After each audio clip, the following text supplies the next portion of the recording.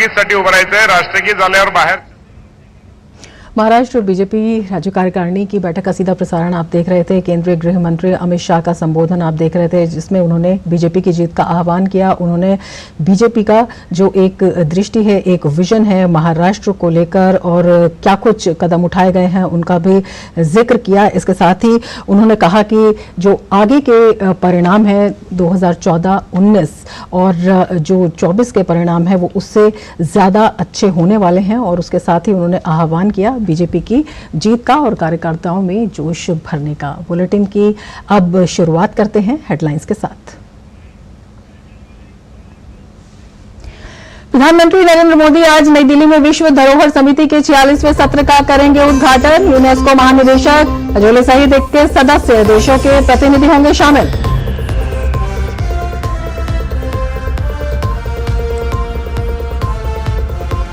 संसद के बजट सत्र से पहले सरकार की सर्वदलीय बैठक में सत्ता पक्ष और विपक्षी दलों के नेता हुए शामिल। संसद को सुचारू रूप से चलाने पर हुई चर्चा। सोमवार से शुरू होकर अगले महीने की 12 तारीख तक चलेगा बजट सत्र।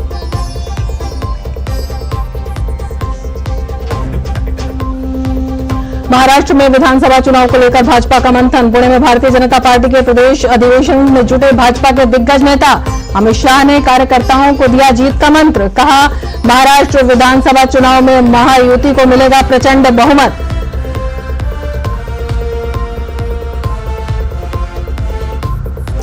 केरल में निपा वायरस से संक्रमित 14 वर्षीय लड़के की मौत। राज्य में वायरस के संभावित प्रकोप को लेकर अलर्ट जारी। तकनीकी सहायता के लिए भेजी जा रही है संयुक्त विशेषज्ञों की केंद्रीय टीम।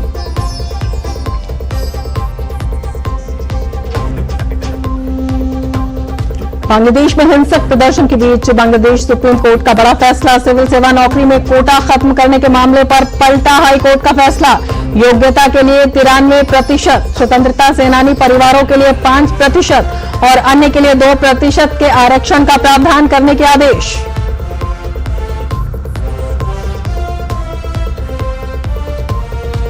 एशिया कप में भारतीय महिला टीम ने यूएई के सामने रखा 202 रन का विशाल लक्ष्य। कप्तान हरमनप्रीत कौर और ऋचा घोष ने खेली शानदार अर्धशतकीय पारी।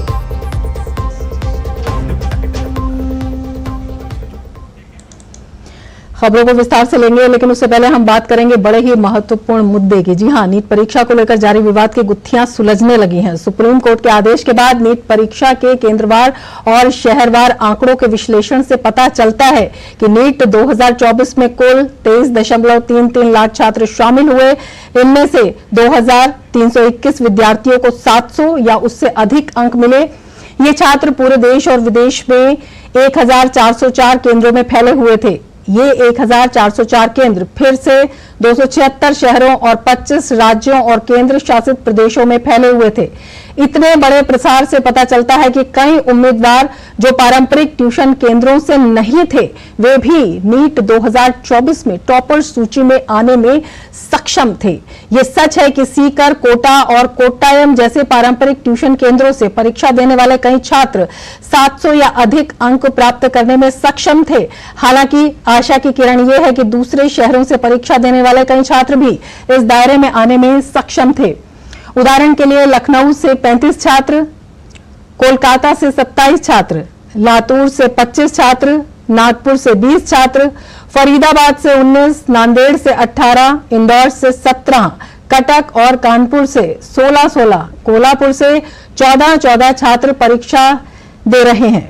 नोएडा, साहिबजादा अजीत सिंह नगर, आगरा और अलीगढ़ से 13, अकोला और पटियाला से 10, दावणगेरे से 8, बनासकांठा से 7 आदि 700 या अधिक अंक प्राप्त करने में सफल रहे। ऐसा प्रतीत होता है कि नीट के पाठ्यक्रम को उच्चतर माध्यमिक के पाठ्यक्रम के साथ संरेखित करने का परिणाम मिलना शुरू हो गया है। इसी तरह अन्य अंक श्रेणियों के लिए भी नीट 2024 में 650 से 699 के बीच स्कोर करने वाले उम्मीदवार 509 शहरों और 4044 केंद्रों में फैले हैं। 600 से 649 के बीच स्कोर करने वाले उम्मीदवार 540 शहरों और 4484 केंद्रों में फैले हुए हैं। 550 से 599 के बीच स्कोर करने वाले उम्मीदवार 548 शहरों और 4563 केंद्रों में फैले हुए हैं। 1 से 100 तक रैंक पाने वाले छात्र 56 शहरों के 95 परीक्षा के केंद्रों से हैं।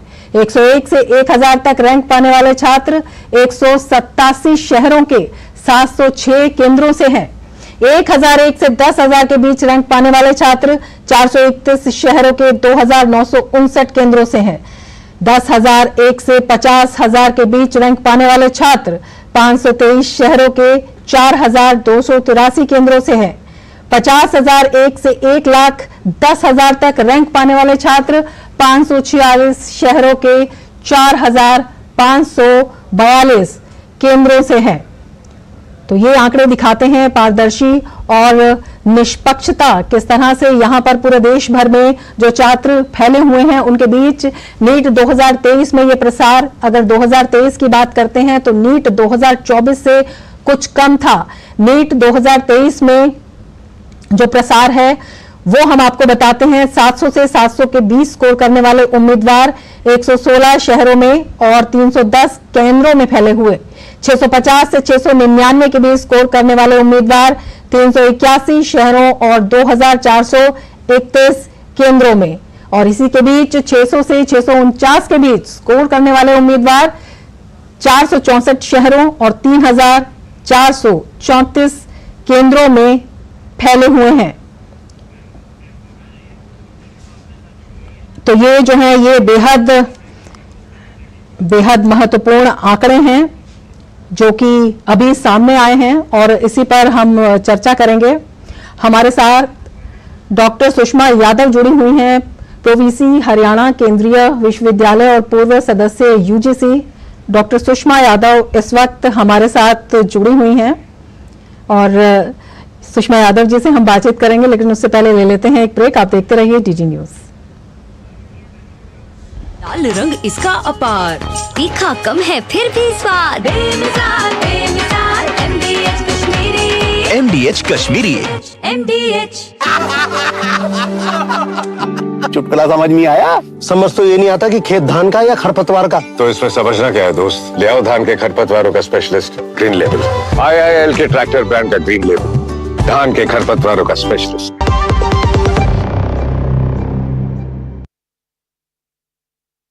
महत्वपूर्ण आंकड़े सामने आए हैं और इन्हीं के लिए प्रोफेसर सुषमा यादव हमारे साथ जुड़ी हुई हैं। सुषमा जी, बहुत स्वागत है आपका हमारे इस कार्यक्रम में। ये जो आंकड़े आए हैं अपने आप में काफी महत्वपूर्ण हैं। आप ही से समझना चाहेंगे कि केंद्रवार और शहरवार जिस तरह से ये आंकड़े आए हैं वो किस तरह की कहानी कहते हैं। वो दिखाते हैं कि पूरा ये जो परीक्षा थी इसमें निष्पक्षता और पारदर्शिता की झलक ये पूरे आंकड़े दिखाते हैं। देखिए, सबसे अच्छी बात तो ये जो आंकड़े आए हैं इनसे बहुत मनों की जो अभी तक की दुविधा थी कि कुछ गलत तो नहीं हो रहा है, कहीं कुछ शहरों के साथ पक्षपात तो नहीं हो रहा है, कहीं कुछ पिछड़े क्षेत्र और ज्यादा पिछड़ तो नहीं जा रहे हैं, वो समस्याएं, वो जो मन में थी दुर्भावनाएं वो दूर होंगी। और इससे ये तो पता चल रहा है कि देश भर के बच्चे इसमें भाग भी ले रहे हैं और इसमें आ भी रहे हैं। और सबसे अच्छी बात है कि जो हमने 12वीं के साथ इस सिलेबस को अलाइन किया है तो उसके कारण सभी प्रकार के स्कूल्स के बच्चे भी इसमें आ पा रहे हैं। केवल वही नहीं, जो कोटा या सीकर या कोटायम जो बहुत सारे हब्स बन गए हैं, कोचिंग हब्स जिसको हम कहते हैं, नए स्कूल्स हैं वो इन बच्चों के वो बन गए हैं, उनसे ये अलग है।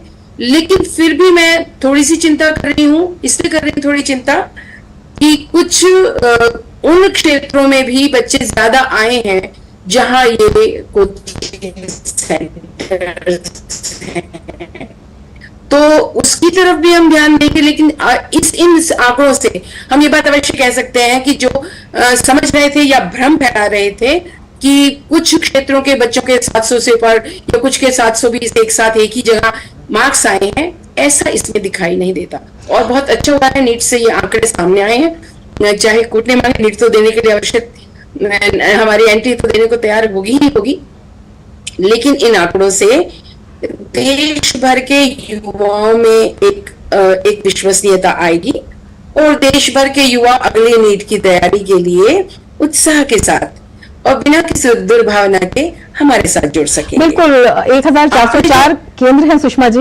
जिनके ये आंकड़े हैं, 2321 से अधिक छात्र हैं जिनके 700 या उससे अधिक नंबर आए हैं, और कुछ छात्र ऐसे भी हैं जो पारंपरिक जो कोचिंग हब्स थे वहां पर उससे संबंधित नहीं थे। तो ये खबर भी अपने आप में उत्साह बढ़ाने वाली है कि जिन क्षेत्रों से इस तरह के छात्र नहीं आ पाते थे या जिनके पास उस तरह की जो धन है या उतने सक्षम नहीं हो सकते थे कि वो कोचिंग केंद्रों में जाएं या फिर वो इस तरह की कोचिंग ले, वो छात्र भी अगर मेहनत करते हैं या जिस तरह की जो सरकार की शिक्षा नीति है, जिस तरह का एक आधार बनाया गया है, उसमें उन्हें भी एक मौका मिला है, उनकी प्रतिभा सामने आई है। हाँ जी, और इससे भी खराब बात थी रमा जी कि बच्चों ने स्कूल्स में जाना बंद कर दिया था, और उससे पहले तो वो 12वीं की चिंता नहीं करते थे, वो सोचते थे उसे तो बाद में देखेंगे, पहले हम एंट्रेंस के लिए तैयारी कर लें, एंट्रेंस क्रैक कर लें, उसके बाद उसको सोचेंगे। तो इससे एक बहुत अच्छी बात जो सामने आ रही है कि बच्चे इन एग्जाम्स की तैयारी भी कर रहे हैं, साथ ही साथ अपनी हायर सेकेंडरी, सीनियर सेकेंडरी परीक्षा की या 12वीं की परीक्षा भी तैयारी कर रहे हैं, और जो वो तैयारी अच्छी करेंगे वो यहाँ भी अच्छा स्कोर कर पाएंगे। केवल जो कोचिंग सेंटर्स जाते हैं थोड़ी उनकी टॉपिंग अप हो जाती है कह सकते हैं हम, लेकिन इन आंकड़ों से जो आज आपने, और मैं रमा जी आपका अभिनंदन करना चाहती हूँ क्योंकि ये आंकड़े डीडी न्यूज दिखा रही है, सबके सामने ला रही है, बिना किसी सेंसेशन के ला रही है, ताकि सबको आंकड़ों से ही देखने की कहानी मिल जाए कि किस प्रकार से नीट की परीक्षा में देश भर के विभिन्न केंद्रों और विभिन्न क्षेत्रों और विभिन्न राज्यों से बच्चे आए हैं। और मेरे ख्याल अगर इसमें और आगे हम जाएंगे तो बहुत सारे सामाजिक आंकड़े भी इसमें जुड़ जाएंगे कि गांवों से भी हैं, शहरों से भी हैं, अगरों से भी हैं, उन प्रदेशों से भी हैं जहां हम प्रायः सोचते हैं बच्चे नहीं आएंगे। इसमें मैं कुछ ऐसे क्षेत्रों के नाम भी देख पा रही हूँ, तो उनसे जो केंद्रों से बच्चे आ रहे हैं उनसे पता चलता है कि नीट यूजी परीक्षा कुछ कहीं गड़बड़ियां टेक्निकल हो सकती हैं, एक्सीडेंटली हो सकती हैं, वह बेशक हुई हो, लेकिन प्रायः ये परीक्षा बड़े पैमाने पर अब भी पारदर्शी है, निष्पक्ष है, विश्वसनीय है, और बच्चों को इसमें अपना कॉन्फिडेंस रखना चाहिए, अपना विश्वास रखना चाहिए। मैं समझती हूँ इन आंकड़ों के बाद बच्चों के माता पिता, बच्चों के अभिभावक वह भी कम से कम विश्वस्त और आश्वस्त हो जाएंगे कि नीट यूजी परीक्षा किसी एक कारणवश, जिसको मैं फिर से वही कहूंगी, दुर्घटना कहीं भी घट सकती है, लेकिन उससे प्रक्रिया और परिणाम के बीच जो एक अच्छा संबंध होना चाहिए, स्वस्थ संबंध होना चाहिए, वह अभी भी दिखाई देता है।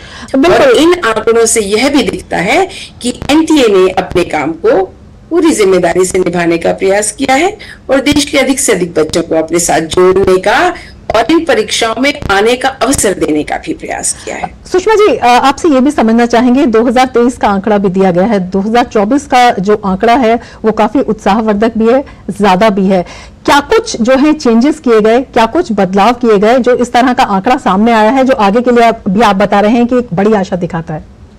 देखिए, आप जानते हैं ऑलरेडी एक इंक्वायरी कमेटी है, हाई पावर इंक्वायरी कमेटी इसके लिए काम कर रही है, और उसने अब सभी शिक्षाविदों से, सभी उच्च शिक्षा प्रशासकों से और आमजनों से भी सुझाव भी मांगे हैं। यह आंकड़े उस कमेटी को भी एक आधार देंगे और उस आधार के आधार पर जो अन्य वो सुझाव अभी मांग रहे हैं वह सुझाव लेंगे। तो मुझे लगता है कि इसमें वैसे बहुत ज्यादा दिखता नहीं, लेकिन फिर भी शायद वो क्षेत्र जहां ऐसा कहीं कहीं लगता है कि कुछ अधिक बच्चे अधिक अंक पा पाए हैं, जबकि आपके आंकड़ों से बहुत ज्यादा नहीं लगता, क्योंकि ऐसा लग रहा है जैसे 550 से 600 के बीच जो केंद्र है, या 1 से 100 के बीच 56 शहर हैं और 95 केंद्र हैं, तो एक शहर से 2 बच्चे और 95 केंद्रों से एक लगभग बच्चा 1 से 100 के बीच में आया, which is a very very wide spread. इसको हम बहुत विस्तार और व्यापकता भी कह सकते हैं, परंतु फिर भी कमेटी पूरी प्रक्रिया को देखेगी। और आपको बता सकती हूँ कि ये एक बहुत कॉम्प्लेक्स प्रक्रिया है।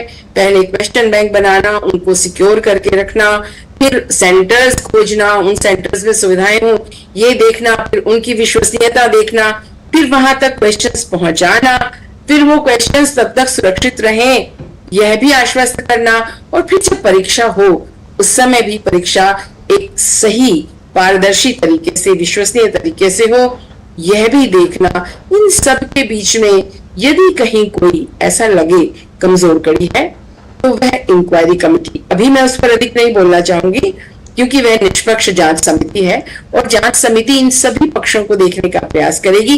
मैं इतना अवश्य कह सकती हूँ कि एनटीए के साथ यूजीसी के सदस्य के रूप में मैं जुड़ी रही हूँ और उसकी मॉनिटरिंग की प्रक्रिया में भी जुड़ी रही हूँ।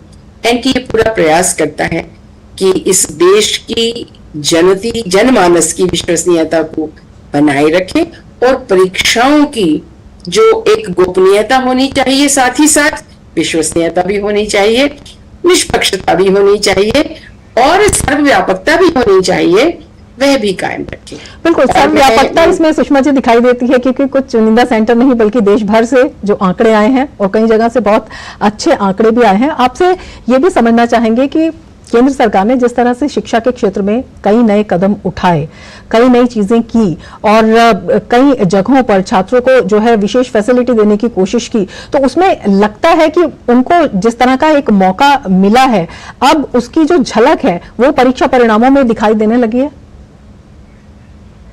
मैं ये बात आपकी पूरी सुन नहीं पाई सुषमा जी, बताएं। जिस तरह से शिक्षा के क्षेत्र में बदलाव किए गए, जिस तरह से छात्रों को विकल्प दिए गए हैं, जिस तरह से मौका दिया जा रहा है और वो दिखाई देता है कि पूरे देश भर से जो आंकड़े सामने आते हैं और जिसमें छात्र इतने अंक लाने में कामयाब हो भी पाते हैं, कई उन जगह से भी जहां पे उनको कोचिंग की सुविधाएं भी उपलब्ध नहीं है अपनी मेहनत से, तो ये कहीं ना कहीं जो सरकार की शिक्षा नीति है उसका असर एक दिखाई दे रहा है इस पर।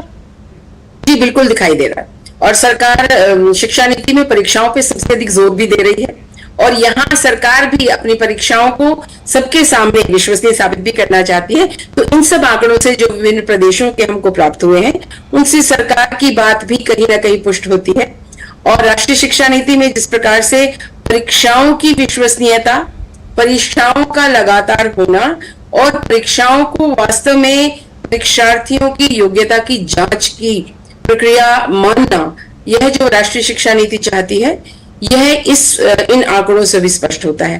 परंतु मुझे लगता है कि जब यह जांच समिति अपने सुझावों के साथ बाहर आएगी और कुछ एक सुझाव जो अभी भी मुझे बहुत से शिक्षाविदों से मिल रहे हैं या बातचीत से पता चल रहे हैं, मुझे लगता है कि जो सरकारी संस्थान हैं और उनमें जहां जहां सुविधाएं अधिक हैं उन पर भी एनटीए को अधिक जोर देना चाहिए और कहीं यदि इस तरह का नियम बना दिया जाए कि जो राष्ट्रीय या सरकारी संस्थान हैं वो इन एनटीए की परीक्षाओं को करने के लिए आगे आए तो यह प्रक्रिया थोड़ी और सरल और विश्वसनीय होगी, बच्चों को और अभिभावकों को उसमें अधिक विश्वास होगा। जी सुषमा जी, बहुत शुक्रिया हमसे जुड़ने के लिए और इतने महत्वपूर्ण विचार साझा करने के लिए। थैंक यू, नमस्कार।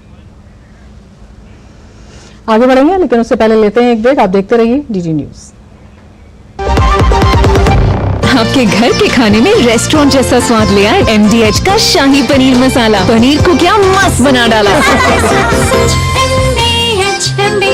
बात जब पीढ़ियों के लिए बनने वाले घर की हो तो जिम्मेदारी बड़ी हो जाती है। गैलेंट समझता है ये जिम्मेदारी। अब डबल M रिब्स के साथ गैलेंट एडवांस TMT रीबार, निर्माण का रियल हीरो।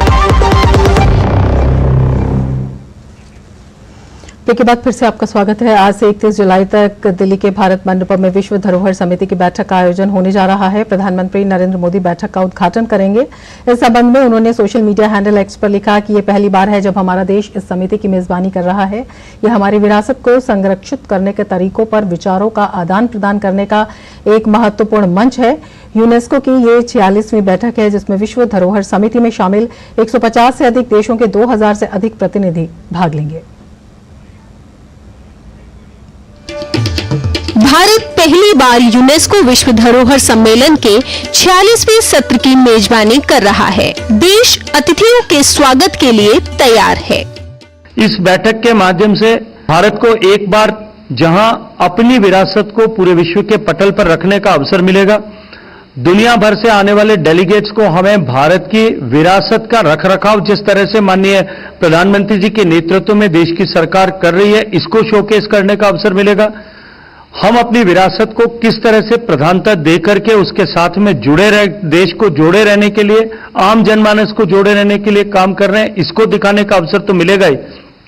साथ ही साथ में भारत ने जिस तरह से विकास किया है उस विकास को भी, भारत के इंफ्रास्ट्रक्चर डेवलपमेंट को भी, भारत के टूरिज्म क्षेत्र में हुए डेवलपमेंट को भी और भारत के डिफरेंट मॉडर्न साइंसेज के सेक्टर में हुए डेवलपमेंट को भी दिखाने का निश्चित ही एक अवसर हम सब लोगों के पास में होगा।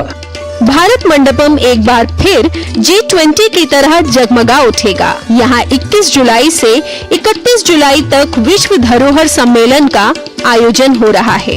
इस आयोजन में यूनेस्को की महानिदेशक मैडम आड्रे अजोले और यूनेस्को विश्व धरोहर सचिवालय के अन्य वरिष्ठ अधिकारी तथा विभिन्न देशों के सांस्कृतिक मंत्री, राजदूत और क्षेत्र विशेषज्ञ जैसे व्यक्ति भी उपस्थित रहेंगे। सम्मेलन का उद्घाटन प्रधानमंत्री नरेंद्र मोदी करेंगे।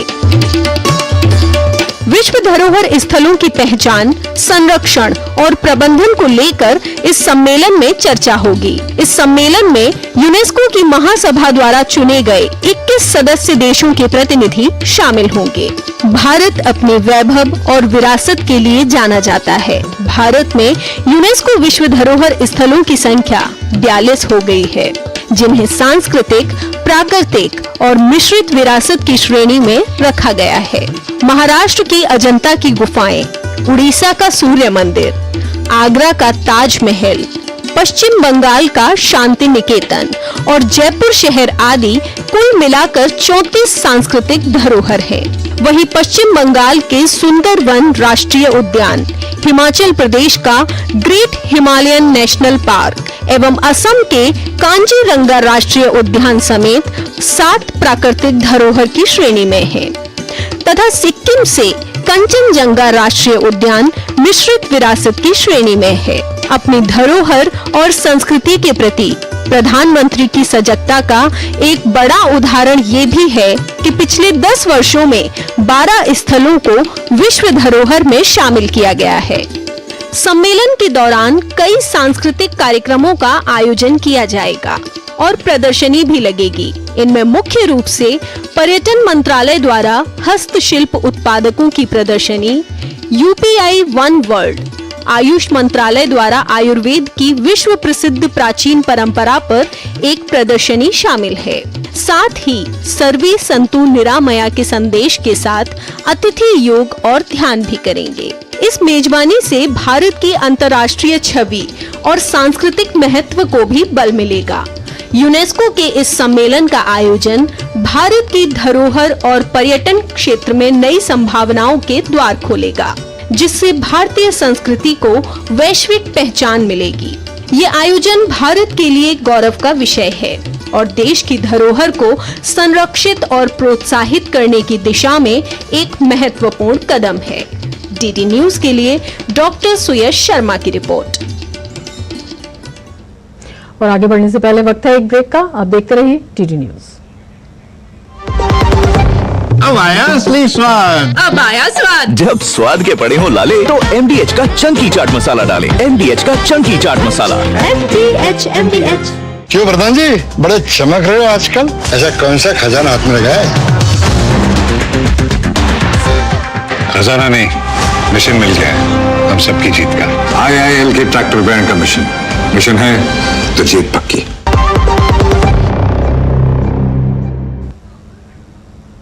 संसद के बजट सत्र से पहले सरकार द्वारा बुलाई सर्वदलीय बैठक में सत्ता पक्ष और विपक्षी दलों के फ्लोर लीडर्स शामिल हुए। रक्षा मंत्री राजनाथ सिंह, संसदीय कार्य मंत्री किरण रिजिजू के साथ ही केंद्रीय मंत्री चिराग पासवान समेत कई केंद्रीय मंत्री शामिल हुए। इनके अलावा सपा नेता रामगोपाल यादव, कांग्रेस के जयराम रमेश, DMK के तिरुचि शिवा समेत विपक्षी दलों के नेता भी शामिल रहे। बैठक के दौरान संसद के दोनों सदनों के सुचारू संचालन के लिए सभी विपक्षी दलों के साथ मंथन हुआ है। बजट सत्र सोमवार से शुरू होकर अगले महीने की 12 तारीख तक चलेगा। वित्त मंत्री निर्मला सीतारमण मंगलवार 23 जुलाई को लोकसभा में आम बजट पेश करेंगी। नरेंद्र मोदी सरकार के तीसरे कार्यकाल का ये पहला बजट होगा। बजट सत्र से पहले आयोजित सर्वदलीय बैठक के बाद संसदीय कार्य मंत्री किरण रिजिजू ने कहा कि सभी नेताओं ने आगामी सत्र को सुचारू रूप से संचालित करने पर अपनी सहमति जताई। बैठक के दौरान राजनीतिक दलों की ओर से आगामी सत्र को लेकर कई सुझाव भी दिए गए। सरकार ने सभी दलों के सुझाव को गंभीरता से लेते हुए इस पर विचार करने का आश्वासन दिया। पार्लियामेंट को सुचारू रूप से चलाना, ये सरकार में जो है उनका भी जिम्मेदारी है और विपक्ष में जो सदस्य है उनका भी जिम्मेदारी है। हम मिल करके अच्छी तरह से बजट सेशन को चलाएंगे, ऐसा हमारा अपील है। और सबका मेंबर्स का बहुत सारा विषय इन्होंने सजेशन किया है, हम उसका सेंस को समझते हुए राज्यसभा में आदरणीय चेयरमैन और लोकसभा में आदरणीय स्पीकर दोनों से चर्चा करके बिजनेस एडवाइजरी कमेटी के बैठक में हम इसको आगे कैसे ले जाना है आगे चर्चा करेंगे। केरल में निपा वायरस का 5वां मामला सामने आया है। मलप्पुरम में 14 साल के एक बच्चे में निपा वायरस की पुष्टि हुई है। राज्य में वायरस के संभावित प्रकोप को लेकर अलर्ट जारी है। इस बीच केरल की स्वास्थ्य मंत्री वीना जॉर्ज ने शनिवार को मलप्पुरम जिले में एक उच्च स्तरीय बैठक की अध्यक्षता की, जिसमें निपा वायरस के प्रसार को रोकने के लिए उठाए जाने वाले कदमों पर चर्चा की गई। वीना जॉर्ज ने कहा कि राज्य इस मुद्दे से निपटने के लिए पूरी तरह तैयार है। उन्होंने बताया कि 214 लोग प्राथमिक संपर्क सूची में हैं, जबकि 60 हाई रिस्क वाले हैं। संपर्क सूची में शामिल सभी लोगों को आइसोलेट किया जा रहा है। मलप्पुरम में निपा वायरस की पुष्टि होने के बाद रोकथाम के उपाय तेज कर दिए गए हैं। इन सबके बीच वायरस पर काबू के लिए सरकारी आदेश के तहत गठित एसओपी के आधार पर 25 समितियों का गठन किया गया है और संपर्क ट्रेसिंग शुरू हो चुकी है। कोझिकोड मेडिकल कॉलेज समेत तमाम सरकारी अस्पतालों में आवश्यक आइसोलेशन वार्ड की व्यवस्था की गई है। केरल विधानसभा में विपक्ष के नेता वीडी सतीशन ने कहा कि निपा का संक्रमण फैलना बेहद खतरनाक है, लेकिन इस बीच राज्य सरकार कोई भी काम नहीं कर रही है। उन्होंने आरोप लगाया कि सरकार न तो कोई आंकड़े एकत्रित कर रही है और न ही कोई रिसर्च कर रही है। ऐसे में केरल की स्वास्थ्य व्यवस्था की स्थिति दयनीय हो चुकी है। Public health in Kerala is in a dangerous situation. There are so many diseases like Nipah, cholera, H1N1, and Shigella, jaundice. It is everywhere. So we brought this matter on the floor of the assembly, and the deaths are increasing after the post-COVID effect maybe, or the effect of the vaccination maybe something. But government is not doing anything. Government has to do two things: proactive and reactive action.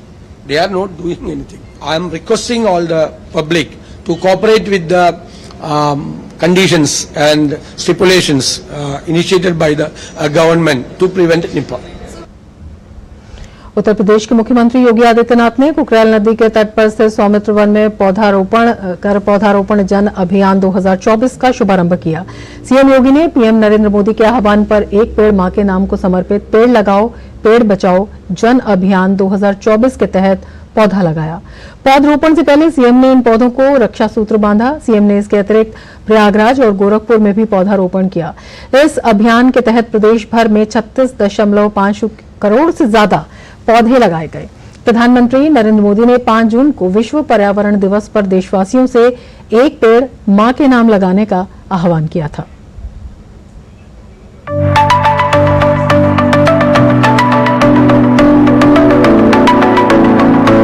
दुनिया भर में बढ़ते global warming के खतरे को कम करने के प्रयास के लिए मुख्यमंत्री योगी आदित्यनाथ के नेतृत्व में बीते वर्षों की तरह इस वर्ष भी प्रदेश में व्यापक स्तर पर पेड़ बचाओ पेड़ लगाओ जन अभियान 2024 चलाया गया।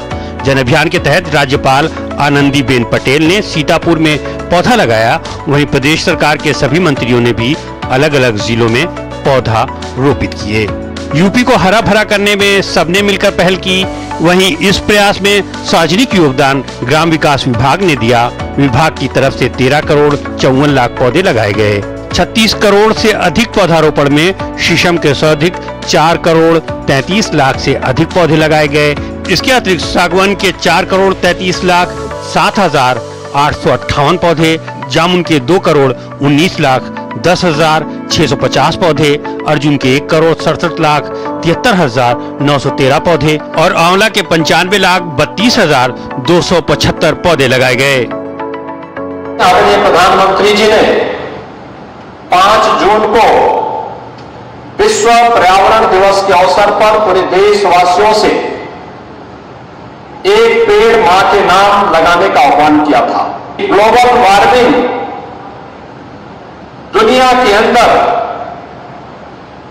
जीव सृष्टि के लिए एक नया संकट खड़ा करने जा रहा है। इसलिए इसको नियंत्रित करने की जिम्मेदारी भी मनुष्य के ऊपर ही होनी चाहिए। विभागों के मिले लक्ष्य के साथ ही ग्राम्य विकास विभाग शीर्ष पर रहा। ग्राम विकास विभाग की तरफ से 13 करोड़ 54 लाख पौधे लगाए गए। वन्य जीव विभाग ने 12.64 करोड़ पौधे लगाकर उत्तर प्रदेश की हरियाली बढ़ाने के प्रयास में विशेष भूमिका निभाई। 2.89 करोड़ पौधे लगाकर कृषि विभाग तीसरे स्थान पर रहा। उद्यान विभाग 1 करोड़ 61 लाख और पंचायती राज विभाग की तरफ से 1 करोड़ 18 लाख पौधे लगाए गए। यूपी में पेड़ लगाओ पेड़ बचाओ जन अभियान 2024 के अंतर्गत वन भूमि, रक्षा, रेलवे की भूमि, ग्राम पंचायत और सामुदायिक भूमि, एक्सप्रेसवे, सड़क, नहर, रेल पटरी के किनारे पौधारोपण किया गया। इसके अलावा विकास प्राधिकरण, औद्योगिक परिसर, चिकित्सा संस्थान, अन्य राजकीय भूमि और निजी परिसरों में भी बड़े स्तर पर पौधारोपण किया गया। Bureau report, DD news. और बुलेटिन में अब लेंगे एक ब्रेक। आप देखते रहिए डीडी न्यूज। बढ़िया है, क्यों है? प्राकृतिक हल्दी, मिर्ची, धनिया नहीं, मिर्ची, धनिया, हल्दी, MDH। मसाले सच सच MDH। बात जब पीढ़ियों के लिए बनने वाले घर की हो तो जिम्मेदारी बड़ी हो जाती है। गैलेंट समझता है ये जिम्मेदारी। अब डबल एम रिब्स के साथ गैलेंट एडवांस TMT रीबार, निर्माण का रियल हीरो। ब्रेक के बाद फिर से आपका स्वागत है। करगिल युद्ध स्मारक पर बलिदानियों को श्रद्धा सुमन अर्पित करने के लिए 60 लोगों का समूह दिल्ली से रवाना हुआ। इस कार रैली को उत्तराखंड के पूर्व मुख्यमंत्री और सांसद त्रिवेंद्र सिंह रावत ने झंडे दिखाकर रवाना किया। देखिए हमारी संवाददाता संध्या शर्मा की यह खास रिपोर्ट। कारगिल में शहीद हुए सैनिकों को श्रद्धांजलि देने के लिए 17 गाड़ियों में सवार हो 60 लोगों का समूह कारगिल के लिए निकला, जिसमें 18 महिला सदस्य भी शामिल हैं। कारगिल मोटर एक्सपीडिशन के जरिए दल के सदस्य सड़क मार्ग से 3000 किलोमीटर का सफर तय कर कारगिल विजय दिवस पर वीर सपूतों को श्रद्धा सुमन अर्पित करेंगे। रैली को रवाना करते हुए उत्तराखंड के पूर्व मुख्यमंत्री और सांसद त्रिवेंद्र सिंह रावत ने कहा कि कारगिल युद्ध भारतीय सेना के साहस और जाबाजी की गाथा बयां करता है। 25 साल पूरे हो रहे हैं करगिल वार के। ऐसे में BMC के द्वारा ये एक्सपीडिशन मैं समझता हूँ कि हमारी जो नई जनरेशन है उसको भी प्रेरणा देगा और जो सैनिक हमारे सीमाओं पर हैं उनका मनोबल बढ़ाने का भी काम करेगा। उनके लिए एक सच्ची श्रद्धांजलि होगी। कार रैली में शामिल महिलाओं में खासा उत्साह देखने को मिला। एक जज्बा है कि जाना है और उधर देखना है और उन लोगों के सामने सिर झुका के थैंक यू बोलना है। बहुत उत्साह है हम लोग को। We can't wait to start. बहुत जगह देखनी है, बहुत लोगों से मिलना है। युद्ध में शामिल रहे कर्नल विश्नोई ने कहा कि इस तरह के आयोजन जवानों के जोश को 2 गुना करते हैं। ये देख के बड़ा अच्छा लग रहा है कि ये लोग भी उस मोमेंट को, उस इवेंट को, उस जगह को देखने जा रहे हैं जहाँ पे आज से पहले हम लोग देश की सुरक्षा के लिए लड़े थे। आयोजन प्रमुख रमेश महापात्रा ने कारगिल मोटर एक्सपीडिशन की जानकारी दी। जहाँ जहाँ वॉर मेमोरियल है हम लोग सिविलियन की तरफ से वहाँ श्रद्धा सुमन अर्पित करते हुए 26 तारीख को जो है 25th एनिवर्सरी ऑफ कारगिल विजय दिवस, हम लोग उस दिन द्रास पहुँचने का प्लान बना रखे हैं। कारगिल में पहुँचने के बाद हम लोग उस ब्रेव हार्ट को हम लोग श्रद्धांजलि देंगे। पर्यटन मंत्रालय के सहायक महानिदेशक RK भाटी ने भी आयोजन की प्रशंसा की। These events motivate the people to undertake road trips and अपने आप खुद जाएं, देखें चीज़ों को और at the same time they can revive the memories of our Kargil or they can remember the war heroes. Kargil युद्ध भारतीय सेना के साहस और जाबाजी का ऐसा उदाहरण है जिस पर हर भारतीय गर्व करता है। डीडी न्यूज के लिए संध्या शर्मा की रिपोर्ट। उत्तर प्रदेश के मुख्यमंत्री योगी आदित्यनाथ गोरखपुर में गुरु पूर्णिमा के पावन पर्व पर गोरक्ष पीठाधीश्वर की भूमिका में नजर आए। योगी ने गुरु गोरखनाथ का विशिष्ट पूजन कर नाथ पंथ के गुरुजन के प्रति श्रद्धा अर्पित की। इस अवसर पर योगी ने अपने गुरु ब्रह्मलीन महंत अवैधनाथ की समाधि स्थल पहुंचकर पूजा अर्चना कर आशीर्वाद लिया। इसके बाद उन्होंने नाथ पंथ के सभी योगियों की समाधि स्थल और देवी देवताओं के मंदिर में विशेष पूजन कर आशीर्वाद प्राप्त किया।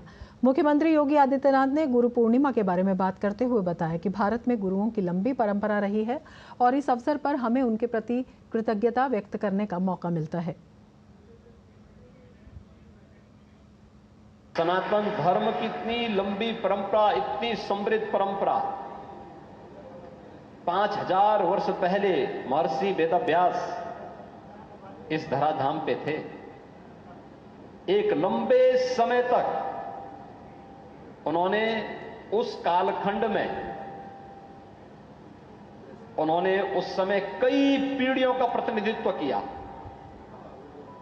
सभी ग्रंथों को संग्रहित किया, वेदों को, पुराणों को, उनका संग्रह करके उसे लिपिबद्ध करके वर्तमान पीढ़ी के लिए उसे अनुकूल बना दिया।